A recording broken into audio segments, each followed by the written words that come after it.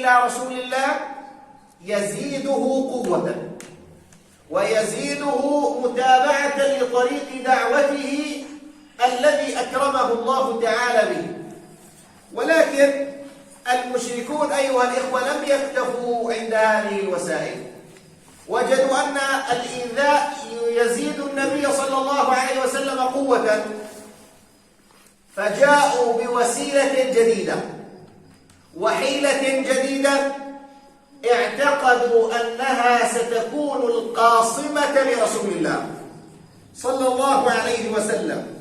طبعا كانت هذه الوسيلة الجديدة من وسائل المشركين لها أثرها على نفس النبي صلى الله عليه وسلم، كان لها أثرها على حياة النبي صلى الله عليه وسلم لمدة معينة اضطرب فيها بيت النبي صلى الله عليه وسلم، لأنها طعنة في النبي صلى الله عليه وسلم وفي شرف المصطفى صلى الله عليه وسلم، في أعز ما يعتز ويفتخر به الإنسان العربي في ذلك الوقت، إنما كانت طعنة في شرف وفي عرض رسول الله صلى الله عليه وسلم.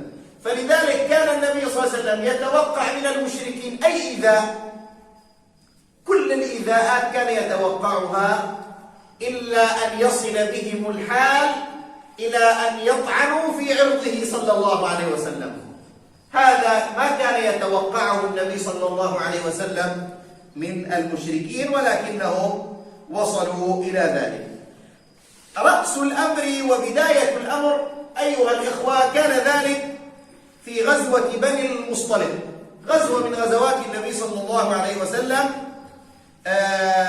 غزوة بني المصطلق. طبعا بعد فشلهم كما قلنا في كثير من المحاولات جاءت هذه الغزوة. النبي صلى الله عليه وسلم كان يخرج في كل غزوة من غزواته امرأة تكون معه في الغزو من نسائه صلى الله عليه وسلم. لما كانت هذه الغزوة تروي لنا السيدة عائشة رضي الله عنها قالت: كان النبي صلى الله عليه وسلم إذا أراد السفر أقرع بين نسائه، يعني بالقرعة، أي واحد تخرج قرعتها تذهب مع النبي صلى الله عليه وسلم في غزوته. قال: أقرع بين نسائه وبين أزواجه، فأيهن خرج سهمها في القرعة كانت تخرج مع النبي صلى الله عليه وسلم في هذه الغزوة. قال: فقالت عائشة: أقرع بيننا النبي صلى الله عليه وسلم في غزوة التي هي غزوة بني المصطلق، في غزوة غزاها رسول الله صلى الله عليه وسلم فخرج فيها سهمي. طلع اسم السيدة عائشة أنها تخرج مع النبي صلى الله عليه وسلم في هذه الغزوة، فخرج فيها سهمي. قال: فخرجت مع رسول الله صلى الله عليه وسلم بعد أن أنزلت آية الحجاب. قبل ذلك كانت ما أنزلت آية الحجاب، كانت نساء النبي صلى الله عليه وسلم تجالس الصحابة وتتكلم مع الصحابة وكذا، كان ما في حجاب بين أمهات المؤمنين والناس. لما نزلت آية الحجاب احتجبت نساء رسول الله صلى الله عليه وسلم أمهات المؤمنين عن أصحابه صلى الله عليه وسلم، فهذه الغزوة كانت بعد نزول آية الحجاب. قال: فكنت أحمل في هودجي، الهودج محطوط على الجمل المعروف. قال: وأنزل فيه فسرنا حتى إذا فرغ رسول الله صلى الله عليه وسلم من غزوته، يعني راحت مع النبي صلى الله عليه وسلم إلى الغزوة وكانت في الهودج، الكلام واضح، وكانت في الهودج. غزا النبي صلى الله عليه وسلم وانتهت الغزوة وهي كانت تحمل في داخل في هذا الهودج السيدة عائشة رضي الله عنها. طيب، قال: حتى قفلنا عائدين ودنونا من المدينة، رجعوا بعد الغزو وهي في هذا الهودج الذي خصص لزوجة النبي عليه الصلاة والسلام. قال: راجعين أذن لنا ليلا بالرحيل، كانوا محطات يحطوا حتى يستريحوا، ونزلت القافلة في مكان قبل المدينة قبل ما وصلوا إلى المدينة المنورة، وكل واحد تفرق في شأنه. صاح النبي صلى الله عليه وسلم بالرحيل في الليل، بدهم يمشوا في الليل. قال: بالرحيل ليلا، فقمت حين آذنوا مشيت حتى جاوزت الجيش حتى أقضي حاجتي. يعني أرادت أن تقضي حاجتها وابتعدت عن الجيش، ابتعدت عن مكان الجيش، ما هو مخيم الجيش، ابتعدت بعيدا حتى تقضي حاجتها أم المؤمنين السيدة عائشة رضي الله عنها. قال فلما قضيت شأني أقبلت إلى رحلي، رجعت إلى المكان الذي كانت فيه. قال فلمست صدري فوجدت أن عقدا لي قد ضاع. عندها عقد طوب رضي الله عنها، شعرت أنه غير موجود معها. قال عقدا لي قد انقطع وضاع. قال فرجعت فلمست عقدي في المكان الذي كانت تقضي فيه حاجتها. قال فحبسني ابتغاؤه، ضيعته ليل، فصارت تدور السيدة عائشة وهي في المكان الذي قضت فيه حاجتها تدور عن هذا العقد الذي أضاعته. قال فحبسني ابتغاؤه، أطالت تبحث عن هذا العقد. قال وأقبل الرهط الذين كانوا يرحلون به، اجوا النبي صلى الله عليه وسلم أذن لهم في الرحيل ليلا، جاءوا وأقاموا هذا الجمل وفيه الهودج. قال الذين كانوا يرحلونني، قال فاحتملوا هودجي فرحلوه على بعير الذي كنت أركب عليه. قال وهم يحسبون أني فيه. قال وكانت النساء في ذلك الوقت لم يغشاهن اللحم، يعني ما كانت المرأة ثقيلة وزنها ثقيل حتى يشعروا أنه الهودج خفيف، ما في حدا. كانت النساء ضعيف وكنت جارية. كانت السيدة عائشة رضي الله عنها يعني جارية بنية صغيرة وزنها ضعيف جدا. قال فما شهدت. قال فلم يستنكر القوم خفة الهودج، ما قالوا ما هي موجودة، هي داخل الهودج، اعتقدوها داخل الهودج. قال فأقاموا هذا البعير الجمل. قال ورفعوه. قال ومشوا مع القافلة. وماذا تفعل السيدة عائشة؟ كانت تبحث عن عقدها غير موجودة في هذا الهودج. قال فساروا، مشوا مسافة. قال فوجدت عقدي، تقول السيدة عائشة أم المؤمنين رضي الله عنها، قال فوجدت عقدي بعدما استمر الجيش مشى مسافة طويلة، وجدت عقدها وعادت إلى مكان تخييم الجيش.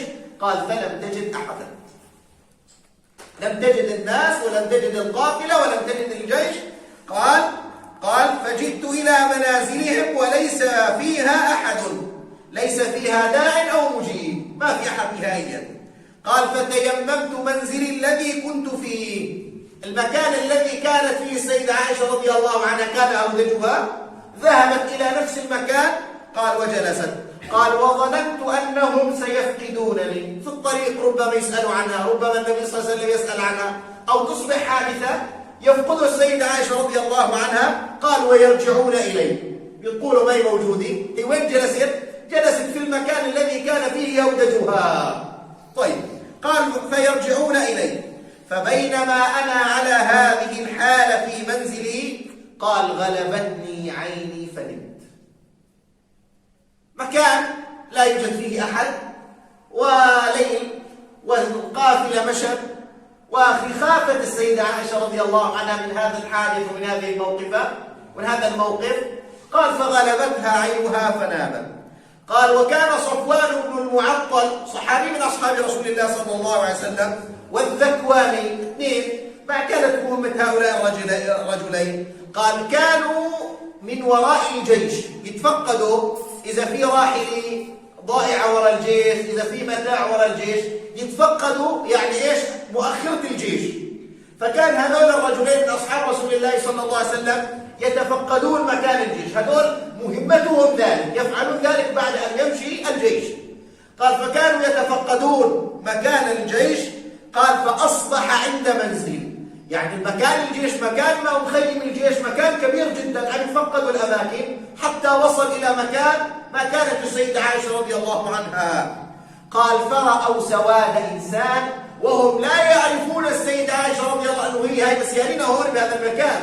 قال فرأوا سواد إنسان فعرفوني حين نظروا إلي، وكانوا قد رأوني قبل نزول آية الحجاب. بيعرفوا السيدة عائشة رضي الله عنها، شافوها قبل ما تحجبت، نزلت آية الحجاب تحجبا، ولكن لما نظروا إليها عرفوها هذه أم المؤمنين رضي الله عنها. قال فاستيقظت باسترجاعهم. لما شافوها، شوفوا أيها السادة، كلمة باسترجاعهم كلمة فيها معنى كبير من الأدب. هم يعني ما أداروا ظهرهم، إنما لما رأوها أخذوا يرجعون إلى الوراء بهدوء حتى لا تستيقظ أم المؤمنين رضي الله عنها. هم لا يعلمون ماذا سيفعلون في مثل هذا الموقف. قال فاستيقظت باسترجاعهم وهم يرجعون إلى الوراء حين عرفني هذا صفوان بن المعطل. قال فخمرت وجهي، غطت وجهها لأنه نزلت آية الحجاب وتحجبت نساء النبي صلى الله عليه وسلم. قال بجلبابي ووالله، سيدة عائشة تقول ووالله ما تكلمت بكلمة، ما تكلمت مع هذا الصحابي ولا كلمها ولا بكلمة، ما تكلمنا بكلمة. قال ولا سمعت منه كلمة، حتى ما حدها أبدا نهائيا. قال غير استرجاعه. قال حتى جاب الراحل لأنه يعني بدي لحق بالجيش رضي الله عنها. قال حتى أناخ راحلته. قال فقمت إليها فركبتها فانطلق يقود الراحلة، مشى بالراحلة وأم المؤمنين السيدة عائشة رضي الله عنها على ظهر الراحلة. قال حتى أتينا الجيش في حر الظهيرة. الجيش سار من الليل، مشوا في الليل، وصارت هاي الحادثة مع السيدة عائشة ولحقوا الجيش. إمتى وصلوا؟ في حر الظهيرة في ثاني يوم، في حر الظهيرة. قال وهم نزول فهلك من هلك. لما وصلوا في حر الظهيرة نظر الناس والسيدة عائشة ما هي موجودة في الجيش ومعها هذا الرجل صفوان بن المعطل وهم عائدون في حر الظهيرة. بدأ الكلام وبدأ الهمس وبدأ اللمس حول ماذا تفعل السيدة عائشة رضي الله تعالى عنها وأرضاها. قال فهلك من هلك. وكان الذي تولى كبرهم الذي أوقد الفتنة عبد الله بن أبي بن سلول. هذا الرجل الذي أوقد نار الفتنة، أوقد نار هذه الحادثة، حادثة الإفك. طبعا تكلم في هذه الحادثة عدد من أصحاب رسول الله صلى الله عليه وسلم، ولكن بحسن ظن، لا نسيء الظن بأصحاب رسول الله. منه سيدنا حسان بن ثابت رضي الله عنه، حتى أن الصحابة رضي الله عنهم بعد ذلك كانوا إذا ذكروه بسوء أمام السيدة عائشة رضي الله عنها قال أو سبوه أو قالوا عنه سوءا، كانت تنكر عليهم السيدة عائشة وتقول والله هو الذي قال إن أبي ووالدي وعرضي لعرض محمد فداء. فكانت تنكر أن يقال شيء عن حسان بن ثابت رضي الله عنه. ومنهم مصطح بن أثاثة، ومنهم ضمنة بنت جحش، كذلك هذه من صحابيات النبي صلى الله عليه وسلم. كل هؤلاء تحدثوا، وقعوا في هذا الإفك، وقعوا في حادثة الإفك. طبعا وصلوا وبدأ الناس يتكلمون. طبعا نكمل إن شاء الله هذا في الدرس القادم حتى لا نطيل عليكم. نسأل الله سبحانه وتعالى العفو والعافية، وصلى الله على سيدنا محمد، والحمد لله رب العالمين.